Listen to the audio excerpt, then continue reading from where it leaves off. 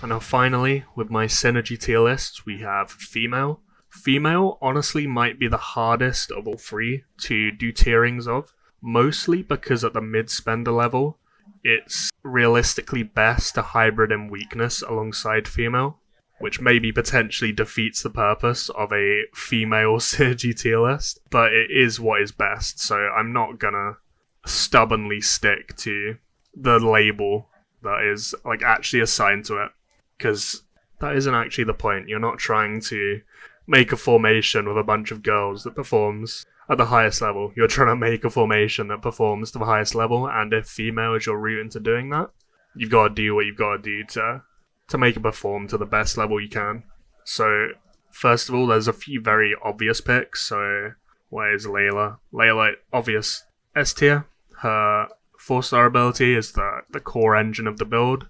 Your main goal is going to be maximizing active castings, so she'll be straight at the top. On the same note, I'll immediately put in a F5 commander. Cersei will be the best premium commander for this build because of how her 4-star ability works. The fact she interacts with all other commanders in the lineup and creates damage sources out of their active castings just makes her ridiculous when accompanied with Leila. And this is sort of the separation I was talking about of the weakness stuff, because most other builds, so say Bleed for example, you have Sinara and then Rhea as the two enablers. The way female works, most people assume it's Leila and Salma, but because Salma doesn't actually give you any additional active casts, which I'll touch on when I go over her, I guess, I feel like the secondary enabler of female is Cersei, because of how she helps provide more damage. It's sort of similar to how Rhea works with Bleed. And when you're trying to create a really competitive lineup, that just puts a fairly high entry barrier on the investment required to properly create a competitive female build. And you're really going to have to compromise on the female part at mid-spender levels, in my opinion. At the bottom, it will be anything that has silencing effects at all. So you have Sinara, of course. You have Sandor, who will silence himself and another commander. Sinara silences all 5 commanders. Barrett silences himself. None of these will be usable with anything you're trying to do with female whatsoever. If you want to use any of these, go run Bleed. Arya, Annie, and Margaery, where is she? These will be your core mid-spender female commanders that synergize with the extra active castings you're going to be getting from Leila. Annie and Arya will do more damage. Marge will have a disarm. If you have Annie and Arya's weapons, they will synergize into doing more damage via that disarm in Annie's case, or in Arya's case, she'll gain a reroute effect. So these 3 can synergize quite well with each other when you get to that point where you have Annie and Arya's weapons. Hayley will also benefit from additional active casts. Her 4-star can create shield effects off a percentage chance every time her active cast is used. She isn't quite in the same tier as these though. However, for female inf build, she is actually surprisingly good when you actually test her, despite her being free to play. And if we look down here, a lot of these commanders will lose out on value purely through their gender, just by the nature of how Leila works, because she wants female commanders. Male commanders can work, like I've said with Jaime, but they have to provide so much value that they're overcoming that negative of losing out on active castings. So by default, at 4 stars, commanders will use 4 actives per fight. With Leila, however, that goes to 6.39 actives on average per fight, because when you do the maths on what this is giving on average, it takes the 1 value by default up to 1.59. That will obviously be able to scale up further when her weapon is upgraded also. So a lot of these will just be really meh just because they're male and they don't have enough functionality attached to them that they can overcome their incorrect gender, basically. So Rob will come under that. Chris will come under that. Arslan will come under that. Winton will come under that. Meryl, Seg, Gorel. And then you have a few which you could argue would be down here, but are just slightly better than them. So like Kevin, Julien, Hector, I guess Patello as well. Daeron, if you're running mono imp, could be good, but if you have 4-star Daeron and you're not running bleed, I don't know what's wrong with you. So he's going down here. Same with Daena. She realistically could be okay. She's female, so she can get the benefits from Leila. But if you have Daena and you're not running weakness, again, I don't know what you're doing. If you're running spear, it would just make so much more sense to run weakness. And just above all of these, you'll have the 30% stat givers in Laena, Meranda, and Andrea. They're fairly similar to a lot of these in terms of functionality, of course, but they're perhaps a little bit better on stats, and they're female, so they can benefit from Leila's 4-star ability. Rhea, despite having her silence effect on her 4-star, I will argue belongs in this B tier purely because of the fact you can leave her at 3-star and get her full buffs and have her benefit with Leila. And if you then use her alongside Salma, she will actually cast 4 actives throughout a fight. So a Salma 3-star Rhea composition effectively gives her the functionality of a 4-star commander in terms of the number of active castings at least. The S tier you can pretty easily round out with Dany and Senelle. The full whale female builds are very obvious. It'll be this 5. They synergize so well together.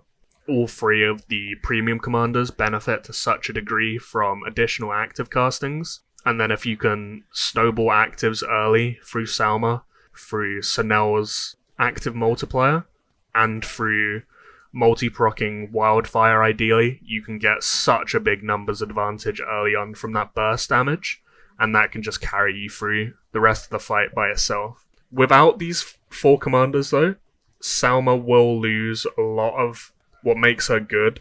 She's not bad for female builds, of course. She gives very good passive stats, and there is value in that 4-star ability. Without the premium commanders though, she will, in my opinion, be an A tier though, because you just don't have enough value in snowballing actives without these premium commanders. The gap between snowballing any actives and everyone's actives with Wildfire proccing off their actives is such a big margin that you've got to account for that fact on a tier list. Night King, I was wrong about him in a recent video and said his active doesn't proc Wildfire. In fact does, it's just listed really weirdly in reports and how it's listed out. He is of course male, so you can't multi-proc that, but he will give good value in fights just for his 4-star. But I don't think you can put him in S tier in my opinion, especially because Salma would just be a better 5th in terms of what she'll bring, assuming you have these 3. Baelish and Jon are both probably B tier. You can't proc Baelish early because you're not weakness attacking, or are you? If you have the Jaime hybrids, you may well be, although at that point is it really a female build? But even if you don't proc him early, you will hit the 30 and any 40-second active castings. So against bleed, that will be irrelevant because Sinara silences everything. But against weakness builds, you'll hit the 30 and 40-second castings. Against female mirrors, if they have no Salma, you'll hit the 30 and 40 active castings. And if they do have Salma, you'll only hit the 30-second active castings. But he gives decent enough passive stats, and the swing effect of this ability is very good if you can get value out of it, because of course you're causing the enemy commanders to both deal their damage onto themselves, but you're also removing that damage being done onto you, so it's a 2-way effect, and that swing is actually fairly significant. Jon, you can't get bleeds off his crits because you can't run Rhea at 4 stars, but his damage reduction will go ahead as normal, and you will still get these crit effects, which will be a slight damage increase in your normal attacks too. He just won't be able to go in one of these higher tiers because he's not female and there's nothing to synergize with his ability really. and I very deliberately left this till the end. I will put Jaime in A tier for female builds purely because of how he functions with mid-spenders.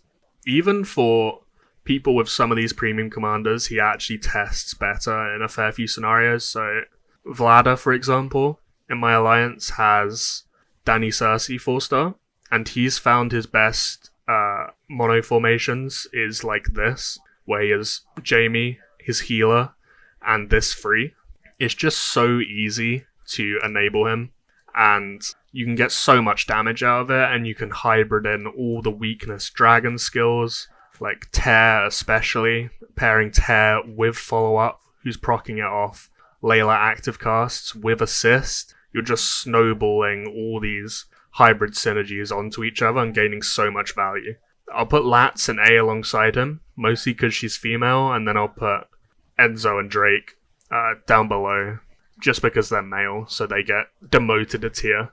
So as far as lineup recommendations go, full whale will be this. You could potentially run something like this also, or some variation of it. But Night King can honestly be fairly awkward to incorporate into female builds, in my opinion, and unless you have him already, in which case you might as well use him. I wouldn't overly advise spending what would be required to get him to 4-star. It would just be better investing all that BD elsewhere.